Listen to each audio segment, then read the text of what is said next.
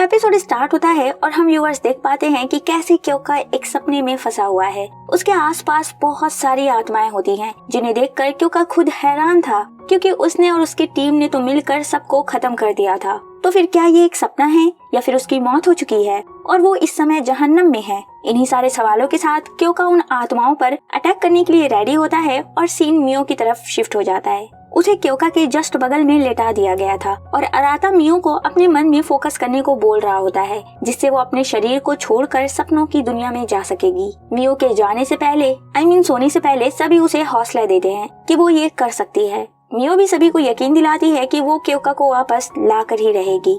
खैर, अब मियो ने अपनी आंखें बंद कर ली होती है और अगले ही पल वो एक बिल्कुल ही अलग सी जगह पर थी। उसके सामने ब्लैक होल था। इसका ये मतलब है कि मियो की सोल उसके शरीर से अलग हो चुकी है। मियो उस ब्लैक होल की तरफ देखकर कहती है कि आप इसके अंदर हैं और सीन कट हो जाता है। फिर अगले ही पल जब मियो की आंख खुलती है तो वो दोबारा से एक अलग सी जगह पर थी। वो उस जगह को देखकर कहती है, मैं ये जगह जानती हूँ, ये तो सायमोरी हाउस है। वहीं हम क्योका को देखते हैं जो कि उन्हीं आत्माओं से लड़ रहा होता है। बेचारा अकेले था तो उसके लिए ये काफी ज्यादा मुश्किल हो रहा था। लड़ाई के बीच में क्योका फिर से सोचने लगता है कि लास्ट टाइम वो गोदो के साथ था, लेकिन वो लोग उसके साथ यहाँ पर क्यों नहीं है। क्योका को बिल्कुल भी समझ में नहीं आ रहा होता है कि आखिर ये किस तरह की जगह है और वो यहाँ अकेले क्यों है। खैर, देखते ही देखते आत्माएं फिर से क्योका के सामने इकट्ठा हो जाती हैं और क्योका मन में कहता है कि चाहे कुछ भी हो जाए, मैं अब यहाँ तो दोबारा से नहीं मरने वाला। और इतने पर ही क्योका को मियो की आवाज सुनाई देती है, जो कि उसे ही पुकार रही थी। मियो की आवाज सुनते ही क्योका भी उसे पुकारता है, लेकिन ऐसा लग रहा था कि सिर्फ वो ही मियो की आवाज सुन सकता है, मियो उसकी नहीं। इसी के साथ हम मियो को देखते हैं जो कि सायमोरी हाउस के अंदर आ चुकी थी। वो क्योका को ही ढूंढ रही होती है, लेकिन उसे वो कहीं भी नजर नहीं आ रहा था, जिस पर मियो कहती है पता नहीं वो यहाँ पर है भी या नहीं। इतने पर ही उसे दूसरे साइड से एक लड़की की आवाज आती है, इधर है वो। मियो फौरन से उसी डायरेक्शन में भागती है और भागते हुए एक घड़ी को देखकर रुक जाती है। उसे रियलाइज होता है कि ये तो एक किस्म का लूप है। उसे फिर से उसके पीछे से उस लड़की की दोबारा से आवाज आती है, इस तरफ। मियो फिर से उसके पीछे भागती है कि प्लीज रुक जाओ। अचानक ही वो लड़की गायब हो चुकी थी। मियो वहीं पास में मौजूद दरवाजे को खोलती है और वो लड़की सामने ही थी। वो मियो से कहती है अगर पकड़ सकती हो तो पकड़ कर दिखाओ।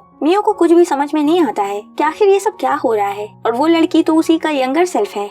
खैर, उसी डायरेक्शन से फिर से आवाज आती है, इस तरफ। मियो आवाज को फॉलो करने लगती है क्योंकि वो जल्द से जल्द क्योका तक पहुंचना चाहती थी। आगे जाकर मियो को एक दरवाजा नजर आता है। मियो डरते हुए दरवाजे को हाथ लगाती है। दरवाजे को छूते ही उसे उसकी स्टेप मदर के फ्लैशबैक आते हैं और फिर मियो दरवाजे के अंदर चली जाती है। इस कमरे के अंदर भी मियो को उसका ओल्डर सेल्फ नजर आता है, जिसे देखकर वो एकदम से हैरान हो जाती है और इसी के साथ सीन क्योका की तरफ जाता है। वो बेचारा अकेले ही उन आत्माओं से लड़ रहा होता है और वो सब मिलकर उस पर भारी पड़ रही थी। क्योका लड़ाई में थोड़ा घायल भी हो जाता है, लेकिन वो जल्द से जल्द मियो को ढूंढने के बारे में ही सोच रहा था। वो मन में कहता है कि मुझे तो मियो को वापस लेने जाना था, लेकिन वो तो मुझे खुद वापस लेने आई है। मुझे उस तक पहुंचना ही होगा और उससे एक आखिरी बार माफी मांगनी होगी। लेकिन क्या मैं उस तक पहुंच भी पाऊंगा? नहीं, मुझे उस तक पहुंचना ही होगा, क्योंकि मैं ऐसी जगह पर कैद होकर नहीं मर सकता। सीन वापस से मियो की तरफ जाता है और वो अपने ओल्डर सेल्फ को देखकर कहती है कि तुम तो मेरे जैसे ही दिखती हो, लेकिन तुम हो कौन? इस पर ओल्डर सेल्फ कहती है कि तुम अब उन्हें दोबारा कभी नहीं देख पाओगी। मियो पूछती है लेकिन क्यों? ओल्डर सेल्फ कहती है क्योंकि तुम उनके लायक नहीं हो और अब तुम फिर से अकेली होने वाली हो, बिल्कुल पहले की तरह, हमेशा के लिए। और क्या तुम्हें नहीं लगता कि ये तुम्हारे लिए आसान भी है, क्योंकि तुम अब तक ऐसे ही तो जी रही थी। तुम खुद भी ये बात काफी अच्छे से जानती हो, है ना? उन्होंने अब तक तुम पर कितनी मेहरबानी की, लेकिन बदले में तुमने उन्हें बस हर्ट किया है और अब वो सिर्फ तुम्हारी ही वजह से मौत के एकदम करीब है। जो कोई भी तुम्हारे करीब आता है उन्हें भी तुम्हारी तरह कभी खुशियाँ नहीं मिलती। तुम जानती हो ना, मैं सही कह रही हूँ, इसीलिए तुम्हें उनसे दूर ही रहना होगा। मियो कहती है शायद जो तुम कह रही हो वो सही है। मैं काफी मामले में एक फेलियर रही हूँ और ये बात भी सही है कि मैं उनके साथ रहने के लायक नहीं हूँ, लेकिन ऐसा मैं पहले सोचती थी, अब मुझे ऐसा नहीं लगता। ओल्डर सेल्फ कहती है क्योंकि अब तुम्हारे पास एबिलिटी है इसलिए। मियो कहती है नहीं, एबिलिटी मिलने से पहले ही मैंने ऐसा सोचना छोड़ दिया था कि मैं उनके लायक नहीं, और इसका श्रेय जाता है मेरे आसपास के लोगों को, क्योंकि उन्होंने मुझे खुद पर यकीन दिलाया। ओल्डर सेल्फ कहती है क्यों खुद से झूठ बोल रही हो? तुम तो खुद ही सोचा करती थी ना कि बिल्कुल अकेले रहने से जिंदगी बहुत आसान हो जाती है। मियो कहती है नहीं, ये सच नहीं है। ओल्डर सेल्फ गुस्से में आ जाती है कि बस बहुत झूठ सुन लिया। वो मियो पर हमला कर देती है और फिर आगे कहती है कि माँ के मरने के बाद जिंदगी एक जहन्नम बन गई थी। तुमने अपने दिल को भी मार लिया था ताकि तुम्हें कुछ महसूस ही ना हो सके। मियो कहती है हाँ, क्योंकि उस समय पर बस वो ही एक रास्ता था, लेकिन अब मुझे लगता है कि मैं अपनी जिंदगी बदल सकती हूँ। ओल्डर सेल्फ कहती है बदलाव के लिए बहुत देर हो चुकी है। तुमने हमेशा हर एक छोटी से छोटी चीज पर गिव अप किया है। और इसी के साथ मियो पर वो फिर से हमला कर देती है। मियो कहती है लेकिन अब मैं गिव अप नहीं करने वाली। ओल्डर सेल्फ कहती है नामुमकिन, तुम बदल नहीं सकती। तुमने हमेशा चीजों पर गिव अप किया ताकि तुम खुद हर्ट ना हो सको। यही तुमने क्योका के साथ भी किया, उनकी फीलिंग्स को हर्ट किया ताकि तुम हर्ट ना हो सको। मियो कहती है हाँ मुझे पता है, इसलिए तो मैं उनसे माफी मांगना चाहती हूँ। वो हमेशा मेरे पक्ष में रहे हैं, उन्होंने मुझ पर भरोसा किया है, लेकिन मुझे ही खुद पर भरोसा नहीं था क्योंकि मुझे डर था कि मैं हर्ट हो जाऊंगी। हाँ ये मेरी गलती है, लेकिन अब और नहीं। फिर मियो अपने ओल्डर सेल्फ की तरफ बढ़ने लगती है। ओल्डर सेल्फ कहती है नहीं, दूर रहो। वो उस पर हमला करती है, लेकिन मियो उस तक पहुंच गई थी और वो कहती है कि क्योका मुझ पर भरोसा करते हैं, इसलिए अब मैं भी खुद पर भरोसा करूंगी क्योंकि मुझे हमेशा के लिए उनके साथ रहना है। इसी के साथ मियो से एक रोशनी निकलती है और उसके आसपास के जितने भी कांटे थे सब फूलों में बदल जाते हैं और मियो का अवतार भी चेंज हो जाता है। वो अपने ओल्डर सेल्फ को गले लगा कर कहती है कि मैं उन्हें ढूंढ कर वापस ले आऊंगी ताकि उनके साथ हंसी खुशी जिंदगी गुजार सकूं। ओल्डर सेल्फ कहती है मुझे यकीन है कि तुम ऐसा कर पाओगी, और फिर वो गायब हो जाती है। सेम टाइम पर मियो के हाथ से एक रोशनी निकलती है और जब वो अपने हाथ को देखती है तो उसके हाथ में क्योका का हेयर टाई था। मियो कहती है जरूर वो कहीं आसपास ही है। अगले ही सीन में हम देखते हैं कि फाइनली मियो क्योका को ढूंढ लेती है। वो क्योका से पीछे हटने को कहकर सभी आत्माओं को एक ही झटके में खत्म कर देती है। क्योका ये सब देखकर एकदम हैरान था और वो पूछता है क्या ये तुम्हारी एबिलिटी है? मियो कहती है हाँ, और इंतजार कराने के लिए माफी चाहती हूँ। चलिए मैं आपको वापस लेने आई हूँ। फिर मियो की नजर क्योका की चोट पर जाती है। वो कहती है आपको तो काफी गहरी चोट लगी है। क्योका कहता है अरे कुछ नहीं, बस एक छोटी सी खरोच है, हमें शायद उधर ध्यान देना चाहिए। मियो जब पलट कर देखती है तो वापस से कुछ और आत्माएं आ चुकी थी। फिर अब सीन किंग मिकादो की तरफ जाता है। वो उसी जगह पर पहुंचते हैं जहाँ पर वो लोग रिचुअल्स वगैरह कर रहे थे और हम व्यूअर्स को पता चलता है कि इन सब के पीछे किंग मिकादो का ही हाथ है। तो असल में कुदो परिवार की बढ़ती पावर्स किंग मिकादो के लिए थ्रेट बन रहा था, और जबकि क्योका कुदो परिवार का सबसे पावरफुल मेंबर होने के साथ साथ मुखिया भी है, तो मिकादो उसे मारकर कुदो परिवार को कमजोर करना चाहते हैं। लेकिन ये बंदे मिकादो से बताते हैं कि काम में अड़चन आ रही है। उसूबा परिवार की कोई लड़की उनके काम में दखल दे रही है। मिकादो कहते हैं कि डैम उसूबा, उन्हें भी मैं नहीं छोड़ूंगा। फिर मिकादो अपनी एबिलिटी को यूज करते हैं और हम व्यूअर्स देखते हैं कि वो जो छोटी छोटी सी आत्माएं थी वो आपस में मिलकर एक बहुत ही बड़ी सी एंटिटी बन जाती हैं। तभी मियो क्योका की तरफ पलटकर क्योका से पूछती है कि आप मुझ पर भरोसा करते हैं? क्योका फौरन से उसका हाथ पकड़कर कहता है बिल्कुल। मियो कहती है चलिए फिर एक साथ घर वापस चलते हैं।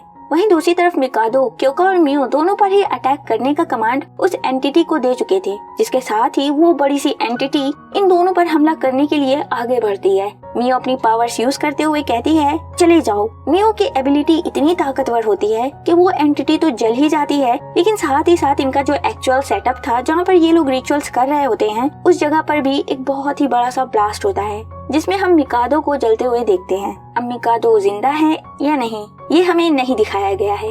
वहीं क्योका और मियो बिल्कुल ठीक थे, उनके आसपास की जगह पूरी तरह से बदल चुकी थी। साथ ही साथ मियो का अवतार भी वापस से चेंज हो जाता है। क्योका मियो से कहता है हालांकि तुम्हारी जान की हिफाजत करना मेरा काम था, लेकिन आज तुमने मेरी जान बचाई। मियो क्योका को उसका हेयर कॉर्ड दिखाते हुए बताती है कि उसकी हेल्प से ही वो उन्हें ढूंढ पाई। फिर मियो कहती है क्या मैं इसे वापस बांध दूं? क्योका कहता है बिल्कुल। मियो उसके बाल में वो बांध देती है। फिर मियो कहती है क्योका क्या आपको वो बात याद है उसूबा हाउस में जब मुझसे पूछा गया था कि मैं क्या चाहती हूँ? मैंने हड़बड़ाहट में कह दिया था कि मुझे फर्क नहीं पड़ता। क्योका दुखी मन से कहता है हाँ मुझे याद है। मियो कहती है वो मेरा सच्चा जवाब नहीं था, मैंने झूठ बोला था, प्लीज उसके लिए आप मुझे माफ कर दें। क्योका मियो को बीच में ही रोककर कहता है नहीं रुको, असल में तो मुझे तुमसे माफी मांगनी चाहिए। मेरा इरादा कभी भी तुम्हें हर्ट करने का नहीं था, लेकिन गुस्से में न जाने मैंने क्या क्या बोल दिया, उसके लिए मैं भी तुमसे माफी चाहता हूँ। मियो कहती है क्या आपको पता है असल में तो मैं आपके साथ रहना चाहती हूँ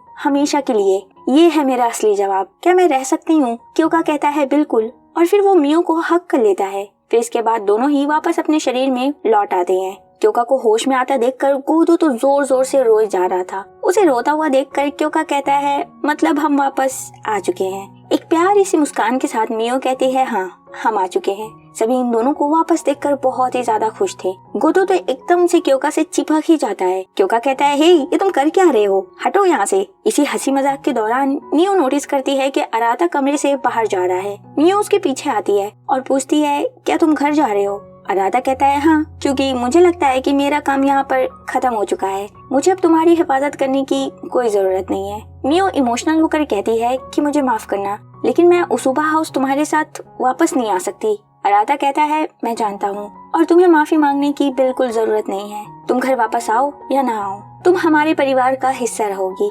सेम टाइम पर क्योका भी बाहर आ जाता है और वो अराता से कहता है, मैं किसी दिन रीमैच की रिक्वेस्ट करने वाला हूँ, तो तैयार रहना, क्योंकि इस बार मैं ही जीतूंगा। अराता कहता है, ठीक है, जब भी तैयार हो जाना, तो तुम्हें पता ही है कि मैं कहाँ मिलूंगा, और वो चला जाता है। अब अगले सीन में हम मेजर और ताकेहितो को देखते हैं। प्रिंस ताकेहितो मेजर को बता देते हैं कि इन सब के पीछे किंग मिकादो का हाथ था। वो फ्यूचर देखने की एबिलिटी खो चुके थे और भविष्य को ना देखने के डर ने उन्हें पूरी तरह से पागल कर दिया था। उन्होंने कब्र को खुलवाकर मासूमों की जान खतरे में डाली, इसलिए उन्हें कभी भी माफ नहीं किया जाएगा और मैं ये यकीन दिलाता हूँ कि उन्हें उनके किए की सजा एक दिन जरूर मिलेगी। फिर अब सीन मियो और क्योका की तरफ जाता है। दोनों अपने घर वापस लौट आए थे। क्योका कहता है, ऐसा लग रहा है जैसे बहुत लंबे समय से हम अपने घर से दूर थे। मियो कहती है, वेलकम बैक क्योका। क्योका कहता है, घर वापस लौटकर अच्छा लग रहा है। क्योका अंदर चला जाता है और पीछे खड़ी मियो मन में कहती है, जी हाँ, तो इस तरह से मेरी रोजमर्रा की जिंदगी में फिर से शांति आ गई। रात को बेचैन करने वाले नाइटमेयर्स अब अतीत बन चुके हैं। अब हम एक साथ खाना खाते हैं, छोटी मोटी बातें करते हैं और इस बीच मुझे इस बात का भी ज्यादा गहराई से एहसास हुआ कि क्योका के साथ बिताए हर एक छोटा पल ही मेरे लिए खुशी का मतलब है। अब कुछ दिनों बाद का सीन दिखाया जाता है। मियो बैकग्राउंड में नरेट करती है कि शांति भरे दिन पलक झपकते ही गुजरते गए और फाइनली आज वो दिन आ ही गया जब मैं हाजुकी की सिखाई हर एक चीज को आजमाने वाली थी। आई होप कि मैं सबको इम्प्रेस कर सकूं। जी हाँ, तो आज पार्टी का ही दिन था। हॉल के अंदर क्योका मियो का इंतजार कर रहा होता है। तभी मियो सामने से आती है। उसे देखकर क्योका उसे देखता ही रह जाता है। सफेद गाउन में मियो बहुत खूबसूरत लग रही थी। वो पूछती है, क्या मैं ठीक लग रही हूँ? क्योका मुस्कुराते हुए कहता है, मैं कहूँगा कि तुम बहुत खूबसूरत लग रही हो।